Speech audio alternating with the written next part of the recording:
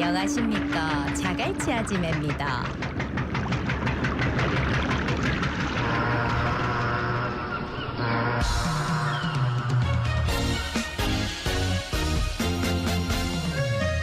안녕하십니까. 자갈치 아지매 김진수입니다. 안녕하십니까. 아나운서 김동현입니다. 20세기 한국 근현대 미술을 대표하는 화가 이중섭을 기억하실 겁니다. 한국전쟁 당시 부산으로 피난을 왔죠. 예, 동구 범일동에는 이중섭 거리가 형성돼 있는데 새 단장을 계획하고 있답니다. 자세한 이야기 나눠보고요. 요즘 책을 많이 안 읽는다는 말을 합니다. 인기 많은 책은 도서관에서 빌리기도 어렵고요. 그만큼 많은 분들이 도서관을 찾으시는 건 아닐까요? 도서관에 자주 가신다면 반가운 소식이 있습니다. 오늘은 도서관의 날이라서 도서관에서 다양한 행사를 한다는데 어떤 것들이 있을지 만나보겠습니다. 블록체인 특구도시 부산에 부산 디지털 자산거래소가 설립될 예정인데 초대 대표 선임을 두고 의견이 분분합니다. 어떤 내용인지 살펴보고요. 또 남구 용호만 일대 해상 케이블카 사업지 인근에 아파트 건립을 추진해 논란이 일고 있습니다. 해당 용지에 아파트가 들어서는 것은 적절치 않다는 지적이 점점 더 거세지고 있는데 부산 참여연대 양미숙 사무처장과 함께하는 친절한 미숙시에서 짚어보겠습니다. 잠시만요. 엄마, 우리 집 만나. 일광신도시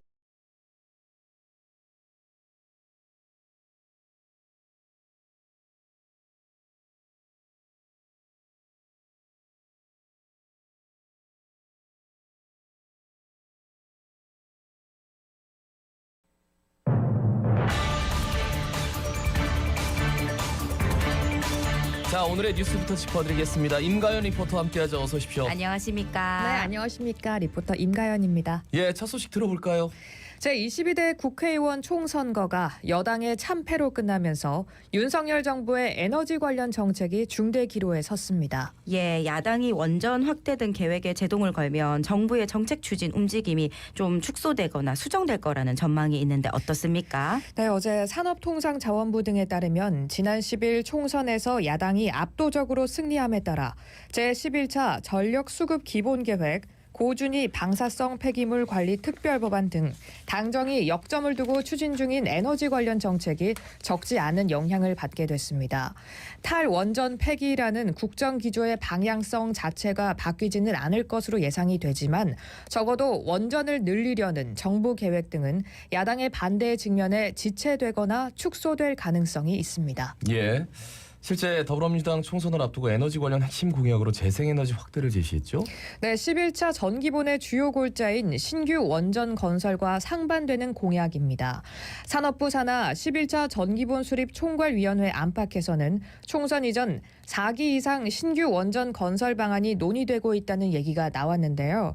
하지만 국회 상임위에 의무적으로 보고해야 하는 전기본 수립 절차를 고려할 때 민주당 등이 이에 반대하면 내용 수정이 이루어질 가능성이 있습니다. 예, 먼저 고준위 특별법 제정 여부는 더 불투명해졌는데 이 부분 관련해가지고 이야기해 주실까요? 네, 현재 국회에 계류 중인 이 법안은 사용 후 핵연료 건식 저장 시설 용량 등을 둘러싼 여야 간의 이견이 좁혀지지 않아 21대 국회 처리가 사실상 무산된 상황입니다. 오는 5월 임시국회가 마지막 기회이기는 하지만 현재 국회 상임위 차원에서도 합의가 이루어지지 않은 상태여서 다음 달 통과 가능성은 매우 낮다는 분석이 우세합니다. 자, 그리고 정부 여당이 사실상 총선을 겨냥해서 발표한 각종 세금 감면 정책. 이게 정상적으로 시행될 수 있을까? 네. 이런 의구심이 나오네요. 올해 들어 총선 직전까지 윤석열 대통령과 기획재정부 등 관계부처는 민생 토론회를 비롯한 공식적인 자리에서 금융투자소득세 폐지, 상속, 증여세, 부가가치세 등 완화, 증시밸류업 대책 추진, 반도체 등의 첨단 산업에 대한 세액 공제 혜택 등을 약속했습니다. 그동안 야당이 이러한 감세 정책을 총선용 발표로 규정하고 강하게 반발해 왔다는 점을 고려할 때 상당 부분이 원점 재검토가 불가피할 것으로 보입니다. 네, 다음 소식 들어보겠습니다. 40총선이 막을 내린 가운데 각 지자체가 부산 전역에 깔린 선거용 현수막을 두고 골머리 앓고 있다고요? 네, 어제 오후 부산 동래구 미남 사거리 등 부산 시내 전역에서 선거용으로 쓰였던 정당의 현수막이 철거됐습니다. 환경부에 따르면 2022년 제8회 지방선거 후 전국에서 약 1,557톤 수준, 그러니까 약 260만 장의 현수막이 수거가 됐는데 이번 총선 후에도 적지 않은 수준의 현수막이 수거될 전망입니다. 자, 수거된 현수막은 어떻게 처리될 예정인가요? 수거된 현수막 대부분은 폐기되거나 재활용이 됩니다. 한 정당 관계자는 선거 현수막을 수거한 대부분 자체적으로 폐기하는 상황이다. 현수막에 쓰였던 문구 탓에 다시 게재할 수 없는 경우가 많기 때문이라며 폐기되지 않은 현수막은 지자체나 재활용 업체에 전달되기도 한다고 말했습니다. 각 지자체는 전달받은 현수막이나 표시 기간이 지나 수거한 이 불법 현수막을 재활용해가 무료로 배부하고 있다고도 하지요. 네, 일례로 금정구는 자원 순환의 의미를 전하기 위해 매년 관내 사회적 여성 기업과 함께 현수막을 재활용해서 선풍기 덮개나 장바구니 등을 제작해서 각종 행사 홍보 물품으로 쓰고 있습니다.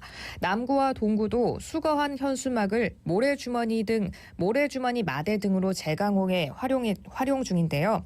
부산 내 다른 구군도 비슷한 수준입니다. 환경부도 현수막 재활용을 위해 행정안전부와 함께 각 지자체를 지원하고 있습니다. 또 자원순환의 날이 오는 9월 6일인데요. 이때에 맞춰 올해 처음으로 지자체 등을 대상으로 폐현수막 자원순환 문화조성 경진대회도 진행할 방침입니다. 예, 워낙 양이 많아서 이게 얼마만큼 수거가 되고 재활용이 될까라는 의문점도 있지만 한편에서는 현수막 이거 잉크도 있고 이래가지고 좀 안전성에 좀 문제가 있는 것 아니냐. 그래서 사용 자체를 좀 줄여야 된다. 이런 얘기도 있네요. 네, 현수막의 재질, 잉크 등이 화학 제품이라 생활용품으로 재활용하긴 어렵다는 것입니다. 부산의 한 재활용 업체 대표는 수거한 현수막은 재질이 약하고 가루가 날린다. 잉크도 손에 쉽게 묻는 등 건강에 좋지 않다며 재활용하기보다 현수막을 적게 쓰는 정책이 필요하고 쓰더라도 친환경적 소재를 활용해야 한다고 말했습니다. 실제로 친환경 소재 현수막 사용을 늘리려고 사업을 벌이는 지자체도 있습니까? 그렇습니다. 북구와 금정구는 각각 지난 1월과 3월 친환경 소재 현수막 사용 및 재활용 활성화 조례를 제정해 구에서 주문하는 현수막 전부를 친환경으로 사용합니다. 금정구 관계자는 친환경 소재는 일반 현수막보다 2배가량 비싸기 때문에 공공기관이 우선적으로 활용하면서 민간으로 점차 확대하길 기대하고 있다고 말했습니다. 예. 자, 다음 소식 알아볼까요? 부산에서 발생하는 미세먼지에 강서구와 사하구 등에서 발생하는 자동차 오염원과 서구, 영도구 등에서 발생하는 선박 매연의 기여율이 가장 높은 것으로 드러났습니다. 부산시 보건환경연구원이 부산 지역의 초미세먼지 지역별 기여율을 분석한 결과 강서구, 사하구, 해운대구, 영도구 순으로 배출량이 많았다고 어제 밝혔습니다. 연구원이 이 초미세먼지 지역별 기여율을 분석한 것이 이번이 처음이라는데 조사 결과가 어째됩니까? 지난해 부산의 초미세먼지 평균 농도는 세제곱미터당 15.6 마이크로그램이었고 이 중에 부산 자체 영향은 28% 정도였습니다. 초미세먼지 기여율은 지역별 특성이 도드라졌습니다. 자동차 오염원에서 나오는 질산염이 가장 많이 배출된 곳은 강서구, 사상구, 사하구 순이었습니다. 이 질산염의 경우 강서구의 미세먼지 기여율이 2.45%, 그리고 사상구가 2.34%, 사하구가 2.41%였는데요. 반면에 기장구는 1.06%, 금정구가 1.26% 등 상대적으로 낮았습니다. 이 질산염 다량 배출 지역은 화물 트럭 통행량이 많고 비산먼지 배출이 많은 공업단지로 이 지역별 특성에 영향을 미친 것으로 보입니다. 예, 부산에서는 선박 매연도 미세먼지에 기여하는 주요 원인이었다고요. 네, 선박 항만 관련해 배출되는 미세먼지는 황산염인데요. 황산염의 지역별 평균 농도가 높은 곳은 서구, 영도구 등 연안 지역들이었습니다. 따라서 연구원은 부산 내 지역별 기여 원인이 다르다는 조사 결과에 따라 자체 미세먼지 저감 관리가 필요하다고 지적을 했습니다. 질산염 다배출 지역인 강서구에서는 전기 시내버스 전환과 노후 공해차 운행 제한 등이 필요하다고 제안을 했고요. 서구, 영도구 등에서 발생하는 황산염은 선박 연료 사용량 감축 등의 1차 배출원 관리가 필요하다고 강조했습니다. 네, 알겠습니다. 다음 소식 알려주실까요? 2025학년도 입시부터 부산교육대학교를 포함한 전국 교대 입학 정원이 12% 감축됩니다. 학령 인구 감소로 초등교원 채용 규모가 해마다 줄어드는 반면에 이 교대 입학 정원은 10년 이상 동결돼 임용 합격률 하락을 초래하고 있다는 지적에 따른 조처입니다. 교육부가 어제 2024년 교육대학 정원 정기 승인 계획안을 확정했다고 밝혔습니다. 교육부의 계획안 소개해 주실까요? 네, 해당 안에 따르면 2025학년도 전국의 13개 초등교원 양성기관의 총 입학 정원은 2024학년도 대비 457명이 감소한 3,390명 규모가 됩니다. 이 중에 부산교대 입학 정원은 313명으로 진주교대는 281명으로 조정이 됩니다. 이화여대 초등교육과는 기존 입학 정원이 39명으로 모수가 적어서 인위적인 감축 대신에 대학의 자율에 맡기기로 했습니다. 예, 교대 입학 정원 감축은 학령 인구 감소에 따른 여파인데요. 초등교원 채용 규모가 얼마나 줄어들었습니까? 네, 2024년 초등교원 신규 채용 규모는 3,157명으로 2014년에는 7,386명이었는데 예. 이때 비해서 50% 이상이 줄었습니다. 반면에 입학 정원은 2012년 이후로 동결이 돼서 임용 합격률 하락으로 이어지는 상황인데요. 최근 5년간의 임용 합격률을 보면 2020학년도 53.9%, 2021학년도가 50.8%, 2022학년도 48.6%, 2023학년도 47.7%, 그리고 2024학년도가 43.6%로 감소 추세입니다. 예. 자, 마지막 소식이네요. 부산 온천천 연못에 사는 두꺼비가 매년 봄 산란 이동기마다 집단 로드킬을 당하는 일이 반복되자 연제구가 두꺼비 보호를 위한 대책 마련에 나섰습니다. 어제 연제구가 온천천 두꺼비 서식지 생태환경 조사 용역 최종 보고회를 개최했습니다. 어떤 내용입니까? 이번 용역은 주민 참여 예산 사업으로 예산 5천만 원을 투입해 지난해 3월부터 시작됐습니다. 산란 이동 중에 로드킬로 목숨을 잃는 온천천 두꺼비의 수를 줄이기 위한 목적으로 연제구 온천천 남로 일원을 대상으로 진행했는데요. 보고서에 따르면 암컷 두꺼비는 매년 3월에 산란을 위해 온천천 연못으로 향하고 이곳에서 부화한 새끼 두꺼비는 4월에서 5월에 무트로 이동을 합니다. 온천천 일대에는 두꺼비가 산란지와 서식지를 오가는 도중에 사람이나 차량에 압사하는 일이 매년 속출하고 있습니다. 아, 이제 지금 이맘때 막 새끼 두꺼비들이 다니는 거네요. 그죠? 그 매년 봄 온천천에서 부화해서 무트로 이동하는 두꺼비 개체 수 그러면 얼마나 되는 겁니까? 용역 수행사에 따르면 매년 봄 온천천에서 부화해 무트로 이동하는 개체는 15,000마리에서 2만 마리 수준입니다. 이번 용역에서 거북선 연못에 서식하는 두꺼비 50마리를 추적 관찰한 결과 20마리는 로드킬로 생명을 잃었고 나머지 30마리는 생존했습니다. 예, 그러면 두꺼비가 로드킬을 당하는 일 막으려면 어찌해야 됩니까? 이런 문제를 개선하기 위한 보고서는 이 성체 이동이 활발한 3월 야간과 새끼 두꺼비의 주 이동 시기인 5월 비가 내리는 날에 온천천 일부 도로를 통제해야 한다고 지적합니다. 두꺼비가 많이 서식하는 거북선 연못과 한양 아파트 연못 앞 온천천 남로에 이 차량 출입을 일시적으로 제한하는 것입니다. 또 보고서에서는 두꺼비가 사람이나 자동차와 마주치지 않도록 생태 통로나 유도 울타리를 설치하는 방법도 제시했습니다. 실제로 서울 양재천에서는 두꺼비 로드킬을 줄이기 위해서 보도 아래 생태 통로를 마련하기도 했습니다. 더불어 보고서에서는 새끼 두꺼비가 이동 중에 몸을 숨기거나 휴식할 수 있도록 돌 무더기와 나무 더미 등을 조성해서 이동 중에 말라 죽는 새끼 두꺼비의 수를 줄이는 방안도 제안을 했습니다. 비 오는 날 교통 통제하면은 다니시는 분들은 조금 불편할 수도 있어서 아니 뭐 이렇게까지라고 하면 어떤 말을 해야 되는지 왜 두꺼비를 보호해야 되는 겁니까? 연제구 관계자는 두꺼비 등의 양서류는 먹이 사슬 중간자로서 생태계 흐름을 원활하게 하는 허리 역할을 담당한다며 생태계의 중간고리가 무너지면 자연 생태계 전반의 균형이 깨질 수 있다고 했습니다. 이번 용역에서 나온 대책들을 주민 동의 등을 거쳐 본격적으로 시행할 계획이라고 말했습니다.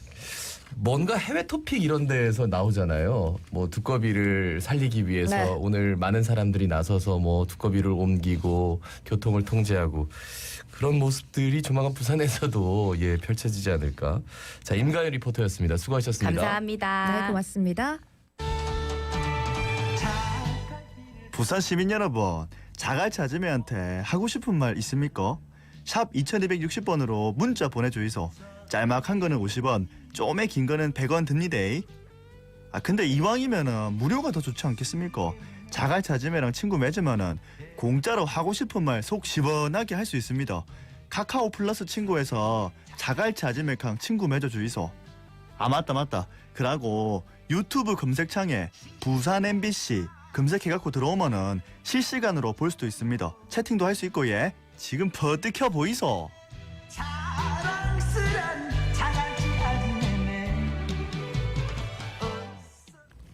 동구 범일동에는 화가 이중섭의 행적과 일대기, 작품을 느낄 수 있는 거리가 조성돼 있습니다. 이중섭을 부산에서 살려낸 공간이라고 말할 수 있는 이 거리가에 새 단장을 준비하고 있다는 소식입니다. 역사와 삶이 녹아있는 이중섭 거리로 함께 떠나보시겠습니까? 예, 여행 칼럼니스트 손민수 대표 전화 연결돼 있습니다. 대표님 안녕하십니까? 안녕하십니까? 네, 안녕하세요. 예, 범일동 이중섭 거리 어떤 공간입니까? 네, 뭐 다들 이중섭 하면 황소라는 작품과 음지화가 바로 떠오를 정도로 대한민국 사람들에게 많이 알려진 화가인데요. 예. 한편으로 이제 가족을 평생 그리워하다 40의 나이로 생을 마감한 불운한 인물이기도 합니다. 범일동에 조성된 이중섭 거리는 옛 보림극장 옆 할매국밥에서 시작해서 이중섭 전망대까지 약 400m 정도 거리에 2014년 조성된 공간인데요. 1.4.5 때 부산으로 피난을 왔다가 제주도로 건너가서 1년여의 피난 생활을 끝내고 다시 부산으로 돌아왔을 때 범일동 1497번지에 머물렀거든요. 다시 말해 범일동 이중섭 거리는 범일동 1497번지 판잣집에 살았다고 전해지는 이중섭의 부산 주거지와 범일동 시절에 그린 그의 명작 중에 하나인 범일동 풍경을 모티브로 이중섭을 부산에서 살려낸 공간입니다. 예, 그리고 이 이중섭 거리 근처에 누나의 길도 있다고 들었는데 예. 네. 이중섭 거리에 비해서 사마고무 조성방직으로 출퇴근하던 범일시장 누나의 길은 조금 생소하게 느껴질 수도 있을 것 같은데 예. 이 누나의 길에 대한 이야기도 좀 전해주실까요? 예? 뭐 사실 뭐 지금 대한민국의 경제 발전의 이면에는 뭐 산업화 시기에 부산에서 신발 공장 큰애기라고 불리면서 네네. 하루에 14시간 이상의 고된 노동과 열악한 환경 속에서도 억척스럽게 살아온 당시 우리의 누나들의 역할도 분명히 있었다고 생각합니다. 예. 범일동 누나의 길은 15, 16 꽃다운 나이에 자신들의 삶은 없었고요. 오로지 남동생과 가족들을 위해 스스로를 희생했던 우리 누나들이 사마고무로 조선 방직으로 출퇴근하던 길이었습니다. 네네. 아침에 남동생들 밥 챙겨 먹이고 자기는 막 출근 시간에 늦어가지고 머리에 물을 뚝뚝 떨어뜨리면서 뛰쳐나오면 뒤에서 동생이 불러요. 누나 저녁에 맛있는 거 사올 거지. 돈 많이 벌어와야 돼. 네. 출퇴근. 예. 순간 이게 저 누나를 동생을 연기를 해주셨습니다. 예. 그렇죠. 네. 너무 예. 쑥스러워하지 마십시오. 괜찮았습니다. 예. 네. 네네. 아무튼 뭐 출퇴근 시간이 되면 뭐 지금의 누나의 길과 범일시장 주변은 인산인해를 이루었고요. 예. 그 당시 이제 이 또각또각 하는 구두 소리가 골목 전체에 울려 퍼졌다고 하는데요. 매일같이 야근에 특근에 뭐 월화수목 금금금을 일했던 우리 누나들이 이 출퇴근 시간이라도 뭐 좀 부려본다고 진짜 이 깔롱 좀 지겨본다고 정장에 구두나 하이힐을 신고 지나던 길이었습니다. 예. 네, 뭐 지금은 범일시장도 누나의 길도 잊히고 있지만 미래의 희망으로 하루하루를 버텼던 그리고 이제 우리 대한민국 경제 발전에 큰 역할을 했던 당시 누나들의 땀과 눈물이 서려 있는 길이라는 사실 많이 알아줬으면 합니다. 그러니까 언니의 길이 아니라 누나의 길이라니까 좀 짠한 네. 게. 예. 좀 철이 없잖아요. 남동생들이 코 이렇게 흘리면서 예. 누나 돈 많이 벌어야 돼. 올 때 맛있는 거 사오고. 네. 예, 그래서 그렇죠. 예. 그 이중섭에게 범일동은 어떤 의미였을까요? 인간 이중섭의 범일동에서의 네. 삶에 대해 좀 풀어주신다면요. 이중섭에게 범일동은 이제 결론적으로는 가족과 함께했던 생애 마지막 공간이자 안식처였습니다. 뭐 전선이 고착화되고 휴전회담이 거듭되면서 이 전쟁이 끝날 거라는 기대가 있었죠. 거기에 다양한 사람들과의 교류 그리고 작품 활동에 대한 열망을 해소하고자 제주 생활을 접고 51년 12월경에 부산으로 돌아왔는데 다행히 학교 후배 도움으로 범일동에 정착을 할 수 있었습니다.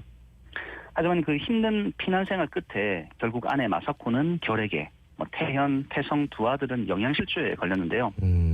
51년 6월경에 장인어른이 돌아가시고 유산 정리 소식 등이 있었고 이중섭은 아내와 아이들을 살리고자 이들을 일본으로 보내게 됩니다. 백영수 화백께서 쓰신 그 회상록에 보면 피난 시절 남포동 금강다방에 앉아 있을 때 이중섭이 찾아와서는 백형 이거 써 하고는 손을 불쑥 내미는데 그 어느 정도 쓰는 흰색 물감이 있더래요. 네네. 그래서 이게 뭔데라고 하니까 나 돈 좀 줘 하고는 그 자리에 서 있더랍니다. 예. 그래서 호주머니를 뒤져서 잡히는 대로 돈을 쥐어줬는데 이 다방의 문틈으로 이중섭이 헐벗은 여인에게 돈을 쥐어주는 모습이 보이더랍니다. 가난한 화가와 그의 아내를 보는데 그리고 국방색의 해진 치맛단과 낡은 고무신을 신은 맨발을 보는데 어쩌녁에 저 차가운 날씨에 저들이 저녁이나 먹었을까 하면서 울컥 뜨거운 응어리가 올라왔다고 하더라고요. 그래서 범일동은 생계를 위해 부산에서 막노동을 하고 영도 대한독일에서 도자기를 그림을 그리는 일을 할 만큼 이 고단한 피난 주거지였지만 이 꺾이지 않는 열정으로 그의 상징과도 같은 은지화가 탄생할 수 있었던 배경이었고 이 범일동에서 가족들에게 보내는 수많은 편지와 이 편지 속 그림들은 또 편지화라는 이름으로 우리에게 다가와서 이 작가이기 전에 누구보다 가족을 사랑하고 그리워했던 인간 이중섭을 탄생시킨 이 공간이라고 생각합니다. 예. 끝으로 이중섭의 아내라는 다큐가 있었는데요. 예. 이중섭에게 범일동은 이 가족과 함께 보냈던 마지막 안식처였지만 이 마사코 여사에게 범일동에서 6개월은 가장 행복했던 시절이다. 이렇게 얘기를 하고 있습니다. 그렇게 예. 참 속된 말 찢어지게 가난했는데 네. 6개월이 가장 행복했다. 예. 네. 그 부산 시민으로서 여행자로서 그 네. 어느 지점에서 어떤 걸 좀 유심히 바라보면 좋을지 네. 좀 설명해 주시죠. 저는 사실 그 이중섭 거리의 여행 포인트보다도요, 이중섭과 그의 작품에 대해서 어느 정도 정보를 찾아보고 공감하신 후에 방문하시면 좋겠다는 생각입니다. 예. 이중섭의 작품의 배경이라든가 아내 마사코가 주고받았던 편지 속에 담긴 그 의미와 그리고 그들이 당시 가졌을 마음이라든가 또는 당시 피난민들의 삶에 대해서 어느 정도 이해를 하신 후에 오신다면 이 공간이 더욱더 감동적일 것이다라고 말씀을 드릴 수 있겠습니다. 예. 예를 들어서 이중섭 거리 옹벽에 보면 내가 만난 이중섭이라는 김춘수의 시가 있는데요. 네. 예. 좀 말씀을 드리면 이 광복동에서 만난 이중섭은 머리에 바다를 띠고 있었다. 동경에서 아내가 온다고. 바다보다도 진한 빛깔 속으로 사라지고 있었다. 눈을 씻고 보아도 길 위에 발자국이 보이지 않았다. 한참 뒤에 나는 또 남포동 어느 찻집에서 이중섭을 보았다. 바다가 잘 보이는 창가에 앉아 진한 어둠이 깔린 바다를 그는 한 뼘 한 뼘 지우고 있었다. 동경에서 아내는 오지 않았다고. 사실 저는 이 시의 마지막 부분에서 가슴이 정말 먹먹해졌는데요. 네. 네. 이중섭과 마사코를 가로막고 있는 이 검은 바다와 오지 않는 아내, 아니죠. 올 수 없고 만날 수 없는 아내. 그래서 이중섭의 당시 상황을 조금이라도 아시는 분이라면 이 옹벽에 새겨진 김춘수의 시를 보고 아마 저와 같은 마음을 느끼셨을 거라 생각합니다. 네, 이런 이야기를 듣고 또 이중섭 거리를 네. 가면 또 다른 매력을 느낄 수 있을 것 같은데 이중섭의 거리가 지금 또 새로운 변화의 기로에 서 있다고 들었습니다. 네네. 대표님께서도 관련해서 자문을 하신 것으로 네. 알고 있는데 어떤 이유에서 변화를 주려고 하시는 겁니까? 네. 사실 지금 현재의 이중섭 거리는 결론적으로 너무 많은 이야기들을 정리되지 않은 상태에서 한 번에 일방적으로 보여주고 있는 느낌이거든요. 뭐 그냥 황소 그림을 그린 작가이자 은지화를 그린 작가 정도로 이중섭을 알고 오시는 분들에게는 어떻게 보면 좀 불친절한 공간일 수도 있고요. 이중섭이 언제 태어났고 어떤 일들을 겪었는지에 대한 이중섭의 생애도 연표 형태로만 되어 있다 보니까 예. 스토리텔링이 되지 못하고 그리고 전시대에 있는 작품들도 설명이나 배경, 시대 구분 없이 나열만 되어 있다 보니까 그냥 고개만 끄덕이게 하는 공간으로 이제 느껴졌는데요. 예. 아마 좀 이런 부분들이 공감대가 형성이 되면서 새로운 변화를 시도를 하는 게 아닐까 이렇게 생각해 봅니다.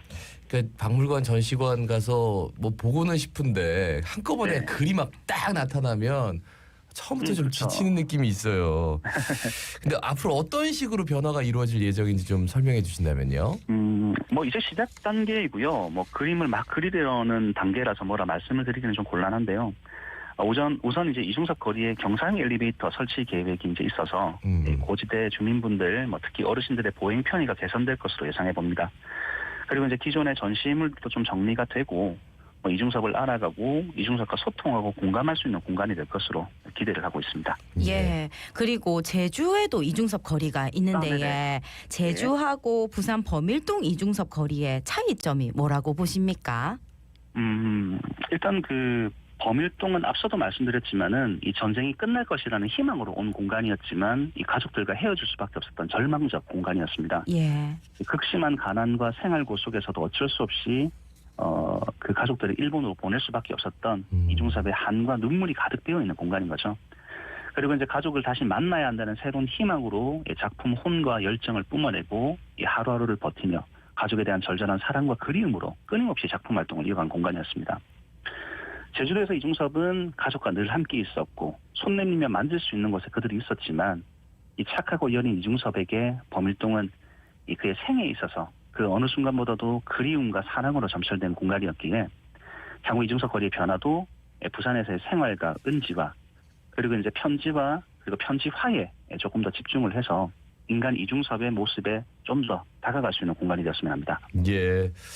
뭐 범일동 이중섭 거리 부족한 점에 대해서 쭉 뭐 말씀을 해주셨는데 그래도 네. 그 전에 조금 뭐 유심히 좀 체크를 해야 될 부분, 헤아려야 될 부분이 있다면 어떤 게 있을까요? 저는 이게 이제 골목 안에 만들어지는 공간이지 않습니까? 그렇죠. 예, 예. 그렇다 보니까 이제 첫째도 주민분들이고 둘째도 주민분들이라고 생각합니다. 네네. 예. 범일동 이중섭 거리에서 현재 삶을 이어가고 있는 주민들에게 이 공간이 어떻게 비춰질런지 그리고 이제 예. 주민분들은 또 어떤 마음으로 이중섭을 이 삶 속에서 공유할 것인지에 대해서 함께 고민하고 함께 그려나갔으면 좋겠습니다. 예. 끝으로 한 말씀 전해주신다면 예. 네, 이중섭은 2014년부터 범일동 이중섭 거리에서 이제 다시 살아나서 이제 10년을 살았거든요. 네. 예. 네, 시간은 좀 더 걸리겠지만 앞으로 이제 다른 모습으로 되살아날 준비를 하고 있는데요. 기대만큼 많은 분들의 관심과 노력이 필요하다는 부분을 말씀을 드리고 싶습니다. 그리고 이중섭 거리가 많이 알려져서 제가 사랑하는 이 부산에서 이중섭을 만나고 화가로서의 이중섭도 중요하지만 마사코와 아이들을 그렇게 사랑하고 그리워했던 한 사람의 인간으로서의 이중섭의 향기를 많이 맡고 돌아가셨으면 좋겠다. 이렇게 생각합니다. 예. 정말 몰랐습니다. 대표님. 이중섭 거리 가보긴 했거든요. 그런데 그 거리에 이중섭의 삶이라는 게 굉장히 네. 고단하고 그립고 이런 것들이 고스란히 녹아 있었다는 그 사실을 전혀 몰랐어요. 그걸 좀 잘 좀 녹여내 주십시오. 잠은 좀 잘해 주세요. 그렇습니다. 알겠습니다. 예, 예, 기다리겠습니다. 말씀 잘 들었습니다. 감사합니다. 네, 예, 여행 칼럼니스트 손민수 대표였습니다.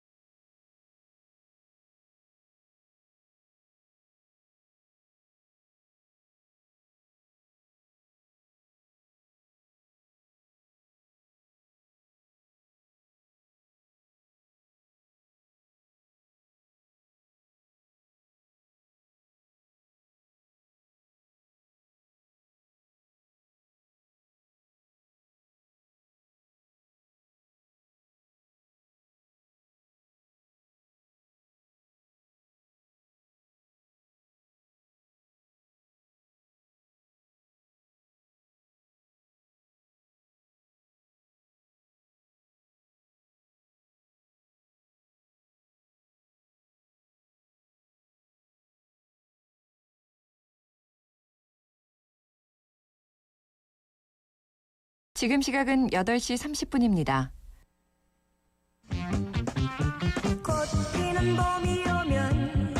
답답하고 억울한데 아무도 안 들어준다. 어디다 말해야 할지 진짜 모르겠다. 방송에 나오면 안 다르겠나? 부산 어디서든 무슨 일이 생기면 언제든지 얘기해 주이소.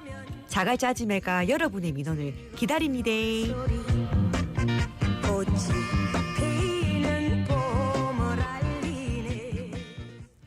이사를 가게 되면 집을 어디로 구할지 고민하잖아요. 어떤 분들은 집 주변에 도서관이 있는 곳을 선택하시더라고요. 그만큼 집 주변에 도서관이 있으면 좋은 점이 많습니다. 오늘이 도서관의 날이라는데요. 오랜만에 도서관 가서 다양한 행사들 즐겨보시면 어떨까요? 예, 부산광역 시립시민도서관 안상미 사서주무관 전화 연결돼 있습니다. 주무관님 나와 계시죠? 안녕하십니까? 안녕하십니까? 네, 안녕하세요. 저는 시민도서관에서 근무하고 있는 안상미 사서입니다. 반갑습니다. 반갑습니다. 네.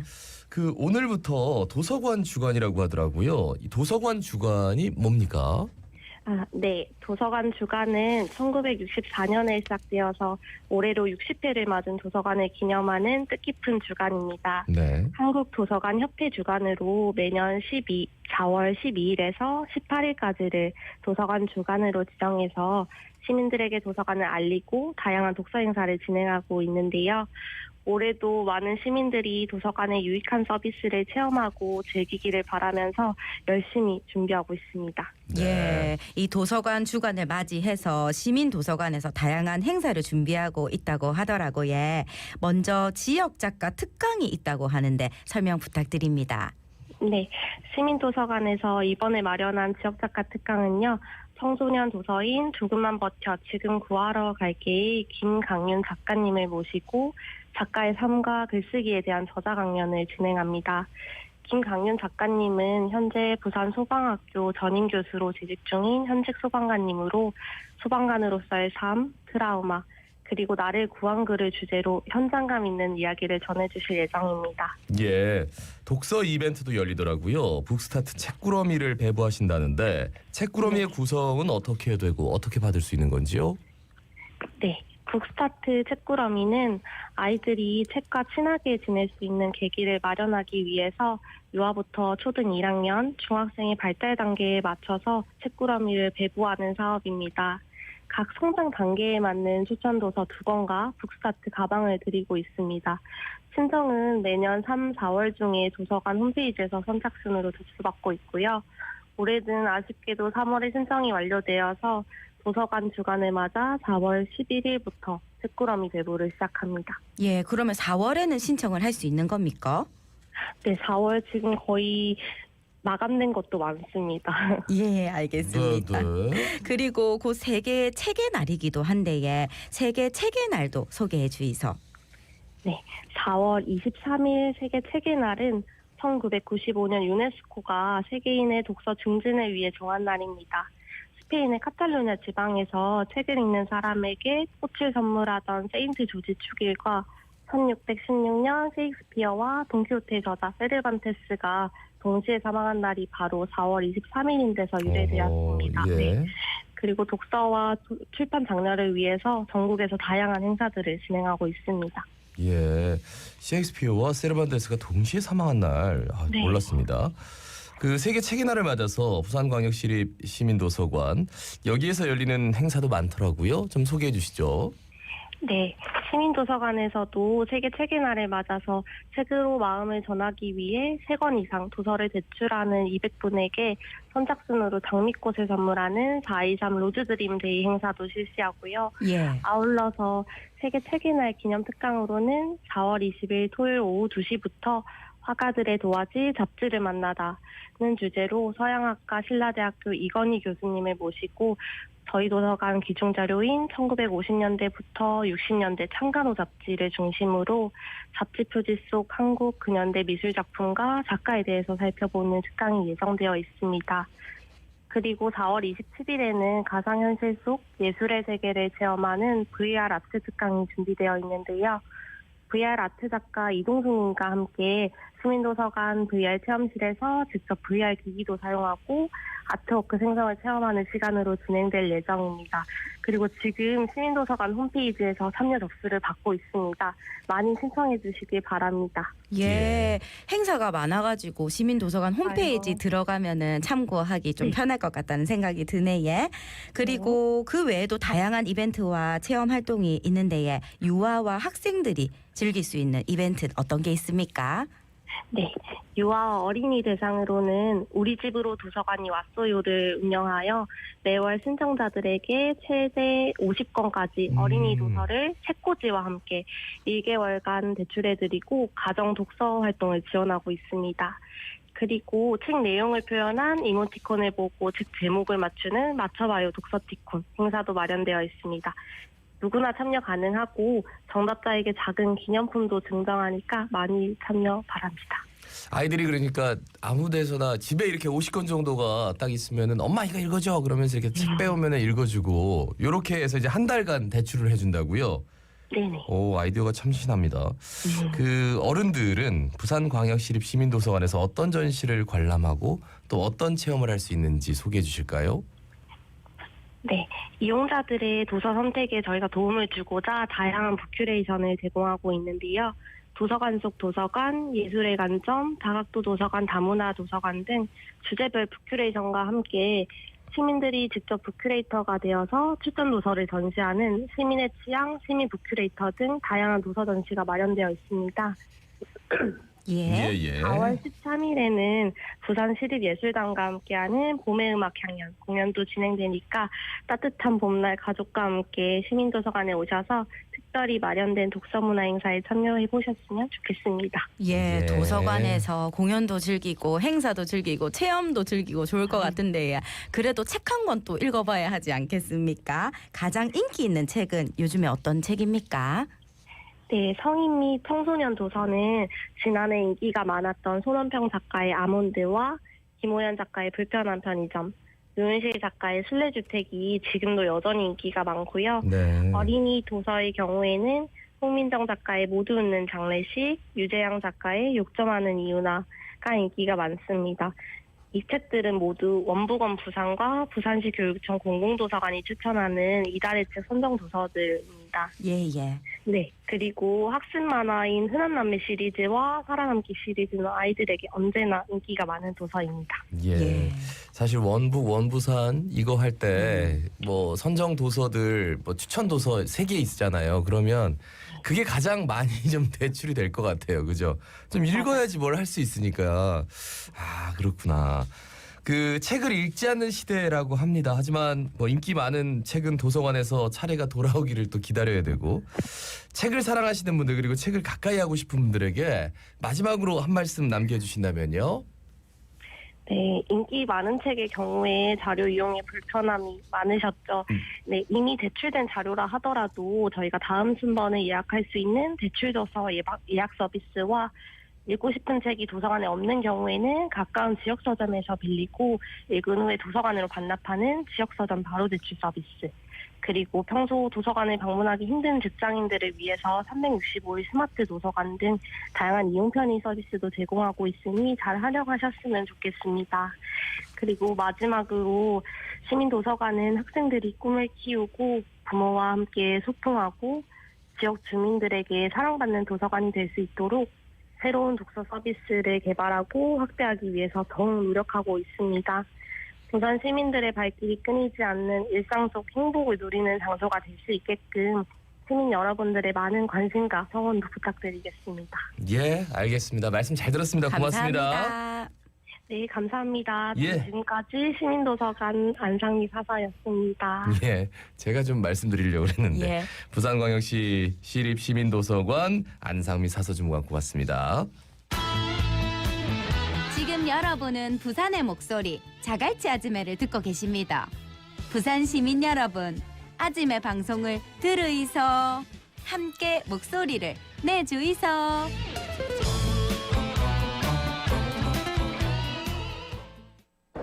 너나 잘하세요.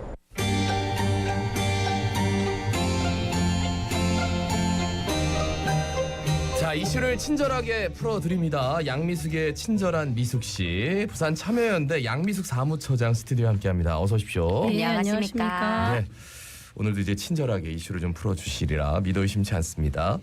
첫 번째 소식은 이제 부산시가 작년 11월 블록체인 수도를 표방하고 지난 3월 25일에는 디지털 자산거래소 이사회를 열어서 초대 대표를 선임을 했습니다. 디지털 거래소 설치에 이어서 초 대표이사 선임에 대한 시민사회 우려의 목소리, 이게 어떤 내용입니까? 예, 먼저 블록체인 수도부터 말씀드리겠습니다. 네네. 작년 11월 9일 LCT 시그니엘 호텔에서 박형준 시장은 블록체인 독트린 발표를 통해 현재 디지털 사회에서 문제라 여겨지는 데이터 독점과 권한 집중의 폐해를 극복할 수 있는 기술이라고 소개하면서 블록체인 기술을 통해 도시 인프라 전체를 새롭게 구성할 것이고 웹3 시대를 미리 만날 수 있는 최초의 블록체인 시티를 만들겠다고 밝혔습니다. 이어 타깃 2026 블록체인 부산을 통해 검증된 모델이 전 세계 첨단 도시의 새로운 표준과 기준이 될 것이라며 네. 2030 부산 엑스포의 커다란 한 축으로 전 세계로 뻗어나갈 것이라는 아주 기대에 찬 발표를 했었습니다. 그런데 이 행사 때문에 사실은 행정사무감사가 11월에 있었는데 중단되기도 했습니다. 예, 기획재경위원회 금융창업정책관 감사에서 디지털 자산거래소 설립과 관련하고 그리고 앞에 금방 말씀드린 그 행사를 지원하는 과정에서 네. 시의회가 해당 사업이 시민의 눈높이에 맞지 않아 행사 전까지 시의회와 좀 소통하고 해라고 했는데 의회를 또 설득도 하라 했음에도 불구하고 네네. 시의회에 어떤 자료도 제출을 하지 않았고요. 그리고 설명도 없이 갑자기 장소를 백스코에서 LCT 시그니엘로 변경했습니다. 그리고 참석자들에게는 1박에 50만 원인 레지던스를 제공했고요. 레지던스가 50개를 무려 제공했습니다. 네. 그리고 VIP에게는 1박에 125만 원의 숙박비를 지원했습니다. 이는 의회 지적도 그리고 지방보조금 심의위원회 부대 의견도 무시한 채 진행되었다는 것을 말씀드리고 싶고요. 이에 대해 시의회는 부산시는 무시와 불통으로 한다며 강하게 질타를 했고요. 네. 사업의 목적은 수시로 바뀌었고 예산은 이해하기 어려운 곳에 사용된다면서 이 행사에 대한 명확한 설명 없이 감사를 이어나갈 수 없다며 감사를 중지했습니다. 근데 이제 이렇게 시장이 나서서 아니면 부산시가 나서서 시민에게 미래의 비전과 희망을 주는 것은 필요한 부분이라고 생각합니다. 하지만 시의회와 불통을 하고 시민에게 당면한 문제를 해결할 방안이나 구체적인 그런 내용 없이 네네. 막연한 말로 부산의 미래를 포장했다는 것이 문제고요. 근데 이렇게 이 행사가 결국은 디지털 자산 거래소 설립을 위한 행사였거든요. 근데 이 디지털 자산 거래소는 100% 민간 자본입니다. 그리고 사실은 부산 시민의 실생활과는 당장은 관계가 없는 거죠. 그래서 이제 이런 것들이 문제가 된다고 이제 말씀드리는 것입니다. 네. 그런데 부산의 디지털 자산 거래소가 설립이 되면 네. 디지털 자산 거래가 활발해지고 부산에 도움이 되는 점도 분명히 있는 거 아닙니까? 예. 디지털 자산 거래소 자체에 문제가 있거나 혹은 설치에 반대한다는 것이 아닙니다. 먼저 해당 거래소가 공공기관이 아닌 사업 투자를 비롯해 운영과 소유권 모두 민간 사업자인 데 있습니다. 그리고 이런 민간 사업자에게 부산시가 시의회와 지방보조금 심의위원회 의견도 무시하고 이를 위해서 행정적인 재정적인 지원을 하는 것이 문제라는 것이고요. 근데 이런 게 이제 최초로 설립되는 거 아니겠습니까? 그렇다면 네네. 부산에서 좀 정착을 하고 활성화될 수 있도록 지원할 수는 있습니다. 근데 이런 것들도 투자 기업 관한 조례나 법령이 있거든요. 이에 따라서 그 범위에 맞게 지원해야 되는데 그런 부분이 좀 소홀한 것이 아닌가 하고요. 그리고 디지털 자산은 다양한 것이 있습니다. 제가 오늘 이 자리에 다 말씀드릴 수는 없지만 근데 국내법에 따라 실제 디지털 자산 거래소에서 거래할 수 있는 상품은 블록체인 기술에 기반한 증권과 토큰 등에 한정할 수밖에 없습니다. 그리고 이런 블록체인 기술을 가진 기업들은 대부분 서울과 수도권에 있거든요. 실제로 부산에 그러한 기업들이 내려와서 일자리를 창출하거나 부산 경제에 도움이 될 것인가 하는 회의적인 의문을 가진 분들이 많습니다. 가덕도 신공항도 얼마 전에 개발은 하지만 부산 외의 기업들이 이익을 다 가져간다는 소리 그런 보도가 있지 않았습니까? 이것도 마찬가지로 그렇게 서울이나 수도권에 있는 기업들의 수익이 여기로 유출될 가능성이 있고요.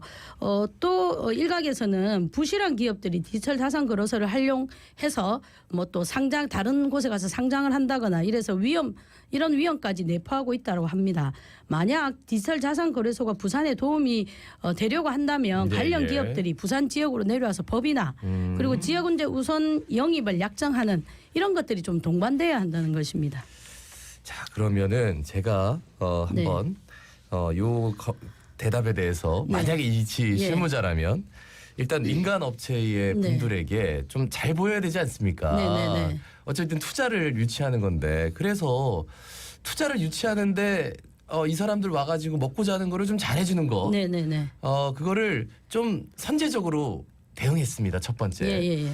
두 번째는 지금 당장 이제 막 시작하는 건데 네네. 야 부산 지역에 법인화해 그리고 지역 인재 얼마 뽑아 네. 이렇게 얘기하면 민간 투자자들이 그렇게 나서겠습니까? 물론 그런 대답이 있을 수 있습니다. 그런데 예. 그렇게 해서 유치한 기업들이 실제로 부산에 정착을 하거나 부산에 예. 임대를 뽑는 경우가 없습니다. 그래서 제가 말씀드리는 건 이 부분 여러 차례 말씀드렸는데 밀당을 해라는 겁니다. 무조건 다 퍼주라는 게 아니고 그리고 네네. 절대 퍼주지 말라는 게 아닙니다. 이런 걸 줄 테니까 이런 걸 해라. 서로 주고받는 게 있어야 되지 않습니까? 네네. 근데 부산은 대부분 다 주기만 주는 거죠. 받는 경우가 거의 없답니다. 대형마트 관련 경우 우리 법인화된 게 있습니까? 근데 없어요. 울산이나 광주는 있거든요. 대구는 왜 뭐 근데 법인화 부산 시키고 없습니까? 들어갔죠. 네. 네, 알겠습니다. 무슨 말씀인지. 실질적으로 뭔가를 이제 단계적으로 보여줄 수 있는 가시화된 뭐 성과물이 단계적으로 하나씩 좀 떨어지면서 뭐 주는 느낌이 있어야 되는데 그리고, 일단은 계속 예. 뭐 예. 수사만 있고 예. 뭔가 좀 그렇습니다. 성과물이 1에 1, 1에 2, 2에 3 이런 것들이 없는 것 그러니까 같다. 구체적인 진행 과정과 구체적인 내용이 있어야 된다는 말입니다. 알겠습니다. 근데 그런 게 없다는 게 아쉽다는 것입니다. 자, 오늘 그 앞서도 잠깐 언급을 했는데 얼마 전에 디지털 자산거래소 예. 초대 대표가 선임이 됐는데 예. 이 부분에 대해서 뭐 하실 말씀이 예. 있다고요? 대표의 전문성에 대해서 문제 제기가 있었습니다. 디지털 자산거래소 초대 대표가 디지털 자산거래소 추진위원회를 꾸렸었거든요. 예, 거기 예. 또 위원장하고 동일 인물입니다. 블록체인 전문가가 사실은 거의 없는 상황이고요. 그렇기 때문에 전문가를 모으기 힘들죠. 근데 부산을 블록체인 수도로 만들겠다고 한다면 적어도 추진위원장이나 거래소의 대표는 전문가를 모셔야 되지 않겠습니까? 블록체인 전문가. 네. 근데 이 대표로 추대되신 분은 2022년 4월에 부산시 블록체인 정책 분야 고문을 맡은 적이 있었거든요. 예. 근데 이 부분을 제외하고는 어떤 블록체인 관련해서 국회의원을 지내셨던 분이니까 뭐 법안이나 활동이 없었다는 것이 문제고요. 그리고 저희가 부산시에 문의해봤습니다. 이분이 블록체인 관련해서 어떤 전문가와 어떤 경력이 있습니까? 그러니까 잘 모른다고 합니다. 그리고 그래서 저희가 이제 추측하는 건 시장과 같은 강 출신의 국회의원이었다는 점, 그리고 대통령 인수위에서 활동을 했다는 점, 이런 것들이 추진위원장을 맡긴 근거가 아닌가 하는 약간의 이제 의심을 하게 됩니다. 네. 거기다가 이분이 부산 블록체인 규제 자유특구 운영위원회 정책 자문위원장도 맡고 있어요. 그러니까 규제를 해결하고 규제를 풀고 하는 위원회의 그 당사자가 되는 그 디지털 거래소의 대표가 맡는다는 거죠. 그러니까 서로 규제하고 규제를 풀어주고 하는 이해 충돌이 발생할 수 행정을 있는 하는 사람이 다시 감사도 하고 맞습니다. 이런 거라는 거죠. 예. 근데 가장 큰 문제는 사실은 뭐 그 거래소가 구체적이지 않다, 대표이사가 논란이 있다라는 거 별개로 부산 디지털 자산 거래소는 모든 개인 정보 공공 가치가 거래되는 곳인데 네, 이런 네. 것들이 기업의 이윤 추구 혹은 비즈니스 모델로 전용될 우려가 있다는 겁니다. 공적 자원이 특정 분야의 기업과 특정 기업에 지원되는 것은 근거와 제한, 감시가 필요한 부분입니다. 예. 자, 사실 부산 디지털 거래소가 워낙 우리 시민들에게도 생소한 일이고 뭔가 민간 투자 기업들을 유치해야 되고 그러다 보니까 생소한데 플러스 뭔가 새로운 방향으로 나가야 되니까 일단은 지켜보긴 하는데 요런 문제점들이 있고 요런 부분들은 충분히 좀 한번 생각해 볼 필요가 있다. 예, 우리 시민들께 시작할 때 네네. 의문이나 아니면 우려되는 점을 말씀을 드려서 네네. 그것을 보완하고 아니면 그것에 대해서 제대로 보면서 갈 수 있도록 해야 된다는 겁니다. 예. 예. 두 번째 소식 뭡니까? 예, 얼마 전에 용호만 일대 지하 2층, 지상 31층, 세개동 319세대 규모의 아파트 건립을 추진하기로 해서 부산시 주택사업 공동위원회가 조건부 승인을 했다고 합니다. 여기는 어떤 문제가 있습니까? 예, 뭐 여러 가지 문제가 있겠지만 결론적으로 저는 제일 궁금한 게 사실은 두 가지입니다. 네. 거기 보면 혹시 이제 시청자들도 그 지금 뭐 부산일보가 국제신문에 다 났거든요. 예. 그래서 이기대 아파트 치면 다 나옵니다. 예. 근데 정말로 보면 독특한 땅이거든요. 이런 곳에 왜 이종 일반 주거지가 되었는지, 이종 일반 주거지가 되면 주택은 아파트는 건설할 수 있거든요. 네네. 그리고 또 31층 세개동의 아파트를 계획하려고 하는 민간 사업자, 이 민간 사업자는 부산에 여러 아파트가 있습니다. 인근에도 아파트가 만들었고, 네, 그리고 네. 이를 승인하는 부산시와 부산시 소속위원회의 결정이 상식적이지 않다는 것에 저는 이제 문제를 좀 지적하고 싶습니다.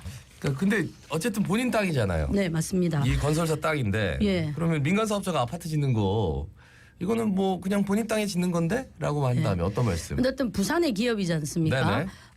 그리고 또 이제 시가 여기에 얼마 전에 또 사업을 발표했거든요. 네. 민간이 소유하고 있는 땅이고 공간이라고 하지만 사회적인 문제, 환경적인 문제, 예. 그리고 재난이 발생할 수 있는 문제를 다 고려해서 예. 어떤 사적 사유재산을 활용해야 된다고 생각하고요. 네. 약간 말씀드린 것처럼 그 일대는 부산시와 남구가 올해 1월 해양문화관광주거 조성사업 협약을 맺고 이기대 일대의 해안 절경과 용호만 지역 특성을 활용해서 자연관광 문화가 어우러지는 관광도시를 조성하겠다고 발표한 곳과 바로 이어져 있습니다. 네. 그러니까 이기대 공원 입구라고 보시면 됩니다. 이기대도 그 해안에 산책로가 있어서 예, 예. 시민들이 많이 찾는 곳이거든요. 거기에 딱 입구라고 보시면 되고요. 네네. 또 이곳은 해상 케이블카를 이 아파트를 지으려는 업체가 해상 케이블카를 지으려고 했거든요. 네네. 그때 주차장 부지로 활용하겠다고 매입한 곳이기도 합니다. 네네. 그리고 아시는 것처럼 이기대 공원, 지금 이기대 공원뿐만 아니라 부산의 많은 공원들이 예, 예. 일벌제가 끝나서 지금 난개발이 우려되고 있는 상황 아니겠습니까? 근데 이곳을 부산시가 수백억 원을 들여서 사유지를 매입했습니다. 만약에 그러지 않았다면 아파트, 호텔 등이 들어서는 것을 막을 수가 없었을 텐데 공적 자금 재정을 예. 투입해서 난개발을 막았는데 이기대의 입구에 해당하는 부지에 고층 아파트가 들어선다면 이렇게 수백억 원을 들여서 부산시가 한 노력이 무산이 되는 거고요. 그리고 예. 문화관광주거 조성과도 어울리지 않는 그런 계획이라고 할 수 있습니다. 예, 그런데 주택사업 공동위원회가 조건부 승인을 했으니까 조건이 맞지 않으면 아파트 못 짓는 거 아닙니까? 상식적으로 보면 우리 예. 일반인들이 보면 그럴 수 있습니다. 근데 잘 아시는 것처럼 그런 적이 별로 없죠. LCT 아시죠? 예. LCT는 1층부를 시민들한테 개방할 네. 수 있게 하고 그리고 관광 컨셉 시설을 도입하도록 했습니다. 네. 근데 지금 관광 컨셉 시설은 도입되지 않았습니다. 예. 물론 수영장 하나 건립으로 그래 했다 할 수 있지만 그렇진 않습니다. 그런데 지금 LCT 사업 문제없이 진행되었고요. 준공도 받았고요. 입주도 아무 문제 없이 이루어지고 있습니다. 하겠다 하면 되는 거죠. 근데 예. 상황과 조건은 코로나 때문에 못했다면 또 어쩔 수 없는 겁니다. 이외에도 천혜의 자연경관은 사실 공공재입니다. 네. 그런데 이런 곳을 사유화된다는 논란이 있고요. 예. 그다음에 교통난, 그다음에 마린시티 송도의 이진 아파트 아시죠? 예. 거기 아파트 지어지고 나서 많은 재해가 일어나서 또 세금으로 뭘 만들어 달라는 경우가 있지 않습니까? 예. 이것도 마찬가지인 곳입니다. 자연재해부터 위험이 있고요. 그럼 이런 자연재해 시설, 방지 시설도 할 것인지 의문입니다. 그리고 이 아파트를 짓겠다는 사업자에 대해서도 문제 제기를 하지 않을 수 없는데 바로 앞에 W 아파트 있지 않습니까? 예. 이 아파트를 건설한 회사입니다.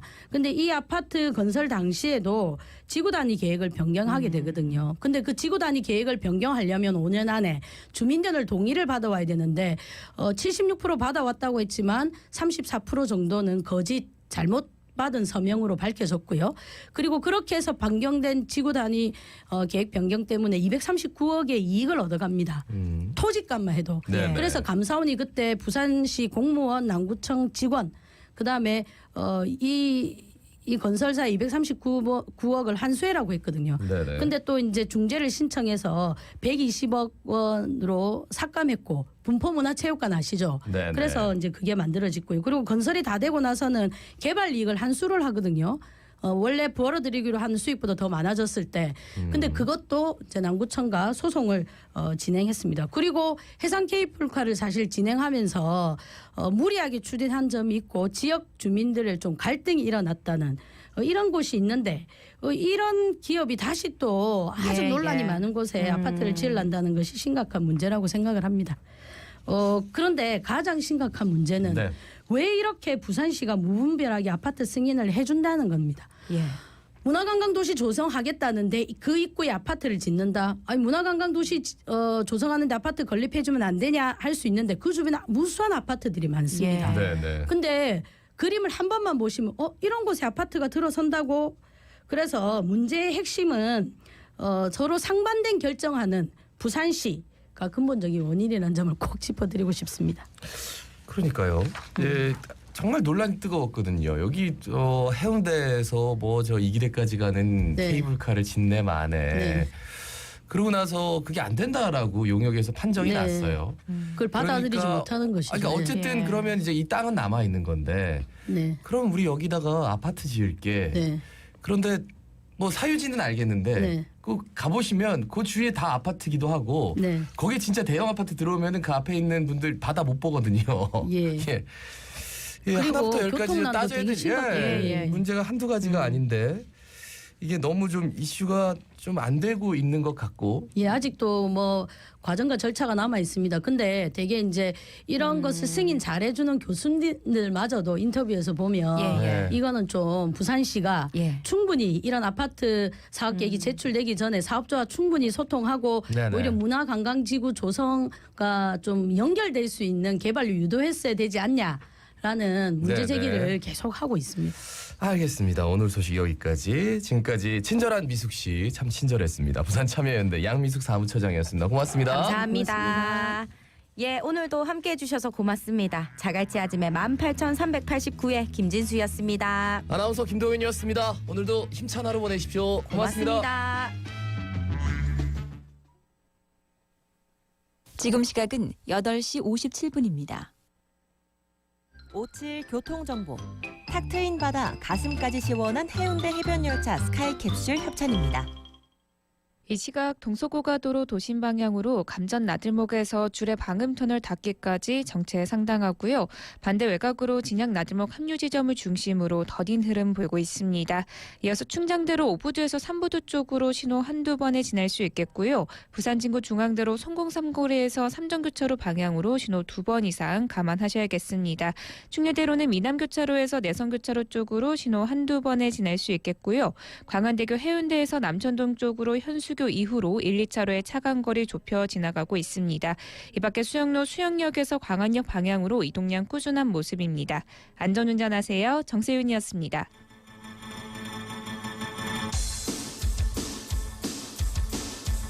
해운대를 만끽하는 특별한 여정 해운대 해변열차 스카이캡슐 협찬 57 교통정보였습니다.